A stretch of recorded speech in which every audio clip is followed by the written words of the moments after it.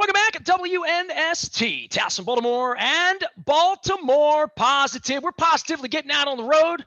30 crab cakes, 30 days. I plan to have some bonus crab cakes. Don Mohler knows all about that. Big appreciation to all of our sponsors and friends, including our friends at Royal Farms with the Chicken Palooza on the road, the Crab Cake Palooza. We are taking off. Before I take off, though, Coach Harbaugh and I have been ships in the night. Like, this plague thing has gotten in the way. I think the last time I saw him was like the day before the plague, and things were normal, and then things weren't normal. Then I grew hair, and then we chased each other through the season, in the off season. And before I get away and before you get to the field, I appreciate you taking some time and visiting with us. How are you, Coach? I'm doing great. It's great to be with you guys again. I love you guys. It has been a while. Matter of fact, you popped onto the screen here, and I'm like, who is this guy? Mm-hmm. Doesn't look like the same guy anymore. I knew you were take the shots at the hair. Go ahead, because you started on that on the first. I started it yesterday. Actually, it looks pretty good. I saw Jen behind you when you first started. That's really why I have a relationship with you, because I love talking to your wife. She's amazing. She's awesome, and you did great. I give you all the credit in the world. And but here you are. You look pretty good. It's a different look. You got the cool guy glasses. You got the thing under your bottom lip there. I'm sure what they call that. And, Springsteen thing, I think. I don't know. I've been getting blamed for that. I've done everything I can to get rid of that little thing under the lip, as you call it. He said, you can't run for mayor with that. And I said, Brandon Scott has one. What's wrong with you? Lord, I wouldn't have hired him in Baltimore County with that crazy look. Coach, I had to bring an ensemble, and Luke is here. Don is here for all the listeners. I figured if I'm going to ask good questions, I have to ask good question askers here. So first things first, Don, you love this time of year because you miss Westminster. As county executive, you got to go out there and tiptoe around with the grandkids once in a while. But you liken this to like first day of school, right? Well, I do, and I publicly want to thank the coach, and hopefully I'll get out there with the grandkids. Have been asking me every day, "Hey, Pop, we're going to camp again. We're going to camp again." I said, "Well, I hope we'll go to camp again." But Coach, you've always been incredibly gracious with my grandsons, and you've created a lifetime of memories for them. So I want to thank you for that. They love coming to camp. That's awesome to hear. That's what it's all about. They fans for family, it's I like having kids around, man. Kids are they love it, and it comes through. Coach, I said to Nestor off the air, I was trying to think as we got ready to come on with you this morning, going way back in the Wayback Machine when I was both a middle and a high school principal in a past life. Two of the greatest days of the year for me, I called them Christmas and New Year's all rolled into one, were the night before and the day that the teachers returned, and then the night before and the day the students actually returned and the show actually began. And I was trying to think, as a head coach, is it a bit like that? Are those 2 days like the day before camp begins and then the night before the season? Do you have those same kind of excited butterflies that I got as a principal, and do they still exist in you? Yeah, it's pretty cool to hear you tell that story, because that's exactly what it is. We talk about it as coaches and players. When everybody, it's such a buzz, when everybody comes back in the building and you see guys for the first time and guys are hugging and, hey, and what'd you do and where'd you go? And everybody, someone's got some funny story about something that happened to them somewhere, and, kind of just getting the band back together, kind of, so to speak. You kind of get your crew back together, and it's a great moment. I mean, you look forward to it. It is like Christmas. Luke was a school teacher too. So I'm looking at Luke and I'm like, yeah, Luke, I sort of plucked you from education, didn't I? Didn't I? Yeah, you did. And I'm always thinking there's that optimism, but there's also that disappointment that summer's over. And, and for players. Well, you know what? That's a great point. Let's get into this, because coach is talking about it from the coach's perspective. I'm talking about it from the principal's perspective. For Luke, that night before he came back might not be as much of a Christmas Day feel as it is for the coach. Well, and John, you can speak to this. And I mean, you played the game way back when. I played the game in high school. If you're sitting here, you love football, of course, but yeah, there is that sense of, okay, I'm all in on this for the next 6 months, you hope, through early February. Well, even as a coach, my family, we were down on vacation, and my brother and his family, my sister and her family, my sister-in-law and her family, my mom and dad, we were all together. And it was like this, it was just the funnest time. I needed a vacation from vacation. Right. So tired. But yet you're like, but in the back of your mind, and Ingrid always says, the last week, the last few days, I start getting a little uptight. It's like, well, here we go, and it's time to go back to, it's time to get back at it. We got a lot to accomplish. And even like Allison, she's going to be going back for a lacrosse season for her sophomore year. And, she's working she's working as hard as she possibly can, man. But it's tough. It's challenging. And, there's butterflies, how are you going to do? Am I going to be good enough? Am I going to be ready? Every single person, player, coach, going back to school, Don, that's always still in the back of your mind too, because the challenge is in front of you as well. Coach John Harbaugh joining us here. This whole last year and a half and sort of some sense of normalcy, getting my tickets, thinking about being in the seat, thinking where I'm going to be in Las Vegas, thinking about the Chiefs in week 2. I know you never think of week 2. You're only on week 1. That's not true. We have a long term too. This team that you've put together here this year and the expectations and where we are with Lamar, it feels like everything gets raised another notch by what the last 3 years have represented. Well, you hope so. I mean, that's the idea. I was a political science major, and I studied the science of revolution. I remember it was one of my favorite classes, and it's called the rising expectations, theory of rising expectations.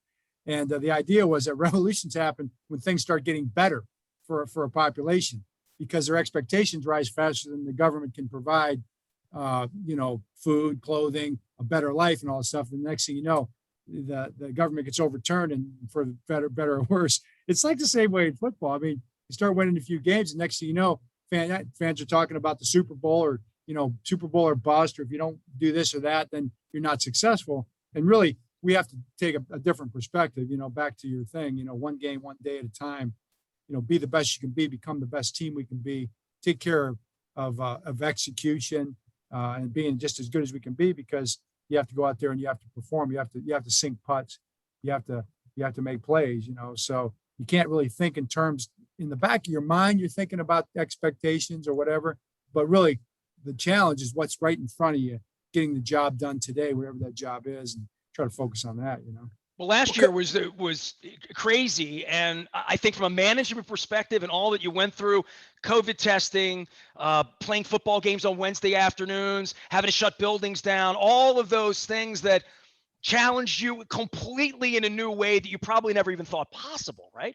Oh, absolutely. I mean, just one thing after another. You thought you had something under control, and you thought we're doing things right, and you really there was no way to be perfect with the whole thing. And I mean, a lot of things are great, and everybody did the best they could. The league, the union, the players, the coaches, the staff, everybody did the best they could. And yet the best you can is not good enough. I mean, you see that in society, depending on what your expectations are. So, if you think that you're going to it's not going to be like, this thing is not a part of our life anymore, you can forget that. It's just do the best you can with it and try to keep people safe as best you can around you and all that kind of thing. But you still got to live. I mean, clock's ticking on all of our lives, and just like the clock was ticking on the season.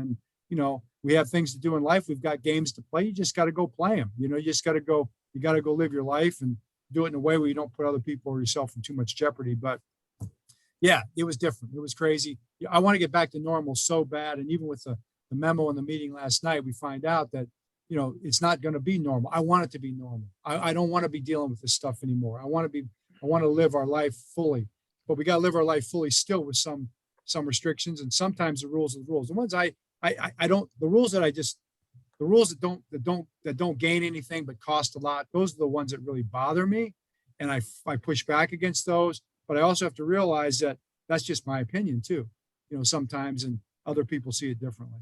Well, Coach, in the wake of that, and I have a number of leadership questions that we'll get back to, but in the wake of that and what you just said, there was some buzz yesterday that the commissioner indicated that perhaps the league would take a real hard stance this year on teams that had COVID issues and just say, hey, you can't belly up to the bar, you forfeit. Give me a sense. I'm sure you talk to other coaches. How much stress is that creating? How much pressure on organizations to make sure that their guys are vaccinated? And what's your reaction to the commissioner's statements? Yeah, it's a great question, Don. I don't have a problem with it, because I think it's a step back toward normalcy. That's what it would have been like, pre-COVID. And with the vaccine, I think there's a reasonable chance that you're not going to have some crazy outbreak. I mean, the commissioner still has the ability, if there's some unforeseen type of an outbreak, to make whatever decision he needs to make based on common sense. But, if you were to get 20 knee injuries or 25 knee injuries and you couldn't play the game, then what would the contingency be? You might have to forfeit the game, but we've got 16 practice squad players. There's a very low chance that we're going to get 20 guys out for COVID with the vaccine, with as many guys as are going to be vaccinated. So, I don't disagree with it. I mean, I think everybody will be ready to play on time. Yeah, you may be down some players. We dealt with that in Pittsburgh. You have to live with that. It's part of the deal.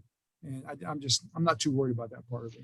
Have another wise conversation with head coach John Harbaugh here on WNST and Baltimore Positive. All are brought to you by our friends at Wise Markets. We're going to get back out to some gold watermelon, which I actually discovered at the Ravens Stadium. Luke, I know you got a million football questions. We're going to get on the field. Coach, Luke and I spent all night talking offense, defense. Let's get on to the field here before we go, because there's plenty to talk about. Yeah, and John, I mean, we'll get to the requisite question about the passing game that I feel like you're asked about in every single press conference at this point. But what do you really like about this team? I mean, we just talked about expectations a few minutes ago. I mean, you guys have won 25 games over the last 2 years. You've been to the divisional round the last 2 years, done just about everything you could do from a reasonable set of expectations in the regular season. What do you love about this team going in, knowing that there's still a lot of unknown ahead here in training camp in the preseason?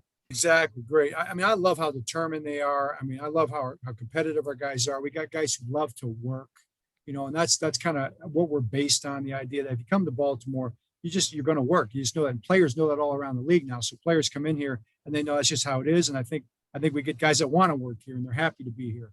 And they're like, I've always been a Raven at heart, so that's where it begins. And then off of that, all those other questions kind of come off of that. So, I'm looking forward to just building the best team we can. And all those questions they're good questions and they're fine. And I think it's something to talk about, like, two guys sitting at the end of the bar. That's what social media is nowadays. We're all two guys sitting at the end of the bar, giving our opinion on stuff. But, we're going to have the very best passing game that we possibly can have, and the very best running game, and the very best defense, pass rush, coverage, whatever. But we have chosen a different path. Robert Frost, I chose the one less traveled by. We've done that in all three phases. We've definitely chosen the schematic, a structural path, less traveled in all of our phases, and I like that. To me, that gives you an advantage. You're doing things differently than other people are doing. That makes you a handful. They're not used to seeing what they see from us. So our passing game will be part of this vision that we have for our offense that is different because of the quarterback that we play with, that we're building around. And I'm excited to see what it does. It'll be super productive. And we scored more points in the last 2 years than anybody else. And our passing game needs to be explosive and efficient. And we've worked real super hard at building that in. Same thing with our defense. And we've expanded our defense in ways that as the average fan, you're not going to recognize it. You're not going to see it. If you study tape and you're a football kind of a guy, you'll probably begin to notice it if you understand, how we've been attacked on defense the last couple of years and how we've kind of framed this thing moving forward to stay ahead of people. So in special teams, we've always thought that way. So I love what we do schematically. I think we're cutting edge. And, I'm looking forward to applying those ideas, through the hard work of our players, go out there and compete. And, I look forward to people trying to stop us and people trying to move the ball against us. Well, Coach, that gets me to my grandson's passion right now, my 14-year-old. He has said to me since the day you guys drafted Oweh, Pop, stop worrying about his sack numbers. This guy is a unique talent with explosive skills, and stop fixating, Pop, on the sack numbers. He's going to be a difference maker. Why is my grandson Jake right and I'm wrong? I'm gonna tell you what. Well, I mean, obviously he's a much more nuanced and broad thinker than you are. Apparently, you're fixated. It's a good word. Hey, you never know about anybody. I mean, he's a very determined young man. He's a serious, hardworking guy, and he's really super gifted. Plus, I like to think we know what we're doing in terms of putting guys in position to do what they do well. We don't ask guys. Golf's different than football. In golf, you want to be great. You got to have all the shots.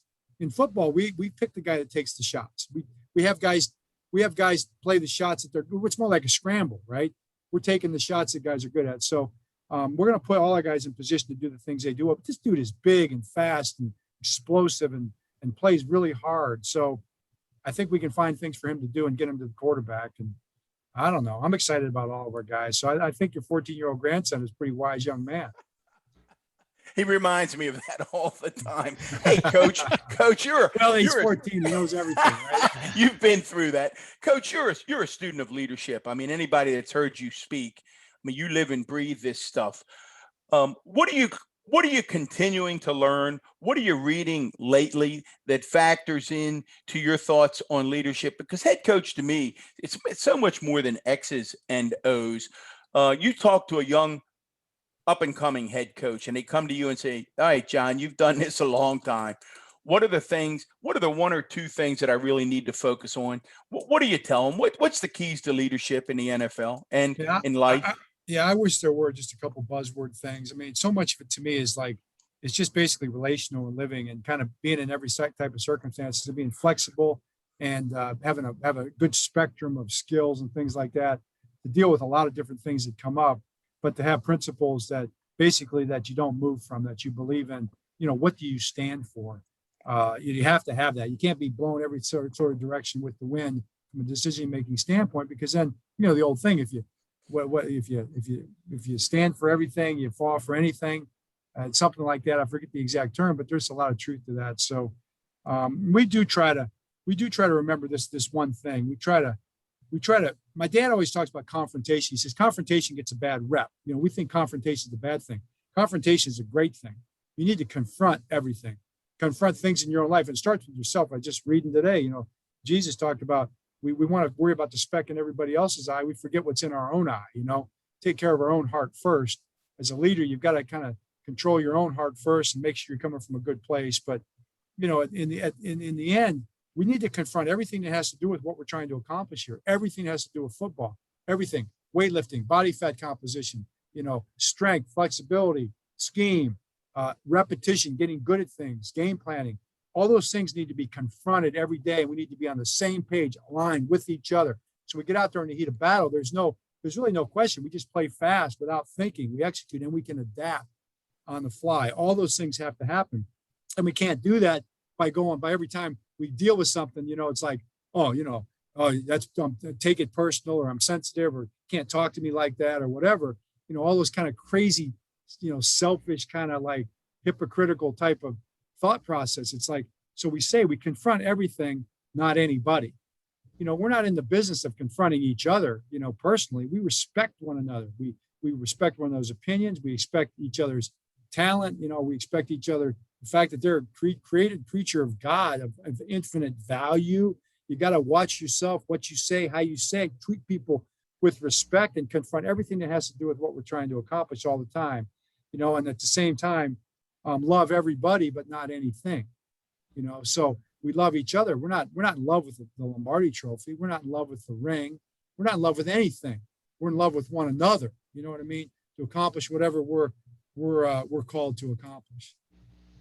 Coach, with the analytics of football, we're all trying to figure out baseball. I know your wife's a Tiger fan. We're all watching baseball, trying to figure out the shift, and the commissioner's trying to figure it out in baseball. I know on the football side, the analytics doesn't get talked about so much, like especially on the Sunday broadcast. But I know behind the scenes, everything's getting measured. There's data points everywhere. You're an old school guy, but you're in a new school world. Tell me that transition over the last 10 years from what it was like to be coach 10 years ago and now with analytics and how you use those. Right. Well, analytics has always been a huge part of football. Like, I go back to watching my dad. They used to have these cards when they broke down tape with these pins in them, and you basically punch the card. Then you'd use the pin and shake them out. And the ones that fell out, that was like your third medium. And you do the pins differently, and that was your third and short. That's how they basically broke it down. The computer does all that now. The biggest difference now, basically, because since Fielding Yost in 1905, he was an analytics guy. Every coach, every real coach really is an analytics guy. It's just the fact that you have access to so much more information now. And the more information, the more you have to gather the information, process the information, and then interpret the information. What does it really mean? So it's easy, I think, to pluck things out and go, well, it's this percentage of catches on these type of routes. Therefore, what does that mean? Well, you can draw a lot of conclusions, and really there's spurious correlations there. It's like, that's really not the cause and effect here. It's really not what's going on. you have to understand it's very multi-layered. It's like an onion. There's so many layers to this whole thing and so many interactions going on there. How does it really come together? So you take all the information as best you can, and it becomes like one file and a long file of things. Oh, let's pull it out. It's part of it, but I got all these other things that are realities as well. I've got to your brain is much more capable than the computer. The computer can process the information and organize it better than your brain could, but your brain can make sense of it way better than the computer can. So the ability to kind of like synthesize all that with your experience and your expertise to make ultimately a decision is really what it comes down to in the heat of battle. And that's what we try to do. We try to look at the information and say, well, what is it really telling us here? And how much does it really fit and matter? And really, at the end of the day, how are we going to try to win this game and put our best foot forward? Luke, John, go ahead. I know you got final football questions. Yeah, you've talked a lot about efficiency, and that's why I detest when I hear people say you had the 32nd ranked passing game, because you're talking in terms of volume. This isn't designed to be a high volume passing game. But that said, in trying to improve efficiency, which did fall off a little bit last year from the year before when you were very efficient, how challenging is it to work on that, to have that part grow? You hear people say, playing from behind or, more throws to the outside, and you've heard this, you've been asked about this, but at the same time, you have this offense, this run game, this identity that has worked so incredibly well against most of the league and has overwhelmed a large portion of your opponents. How do you kind of balance that idea of wanting to continue and evolve and grow, where, the results speak for itself, how successful you've been over the last 2 years doing what you do, 85, 90% of the time? Well, it comes back to kind of what Don was talking about. You can't get blown every which way like a reed in the wind because of public opinion or some particular specific stat that people give more credence to than really matters. Our passing game wasn't good enough last year. We weren't good enough at it. And I can look at the tape and I can see that. I understand all the nuances, what we didn't do well, whether we didn't protect, where the breakdowns were. And that's a cumulative thing of just being more efficient, being better at what we do. And then tying that into the big picture, we should be a big play pass offense because we create opportunities for big plays in the passing game because we make people overcommit to our run game a lot of times. But we can also hit a lot of big runs because people sometimes have to defend our big play passing attack, and they got to keep people back out of there sometimes, or we'll block really well downfield. So, I don't know. It's just not to get too caught up in any one thing or to worry too much about what people say, and just try to focus on the business at hand, which is just becoming as good as what we decide, doing the things that you think you can do best with your players, and then doing them as well as you possibly can with repetition and teaching, shared understanding, being on the same page, all those things that are fundamentally true of just getting good at being a football team.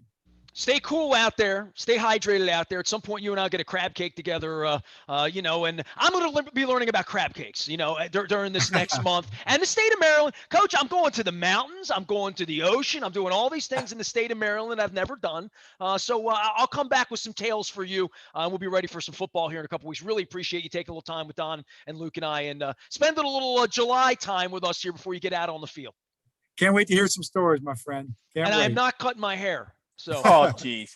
Holy mackerel. Tell your dad, Coach, I'm not cutting my hair. Hope to see you at camp, Coach. We'll see you guys. Thanks a lot. Ravens head coach John Thanks, John. Harbaugh joining us here. You can follow Baltimore Luke is the way to follow Luke and Luke Jones. And, of course, Luke at WNST.net. He will be out in Owings Mills with his COVID test. I tested negative yesterday myself. Don Mohler, of course, former Baltimore County executive, joining us here. All of our wise conversations taken on the road to you in August. It's the Maryland Crab Cake Tour. I'm Nestor. We are WNST, AM 1570, Towson, Baltimore, and we never stop talking Baltimore Positive.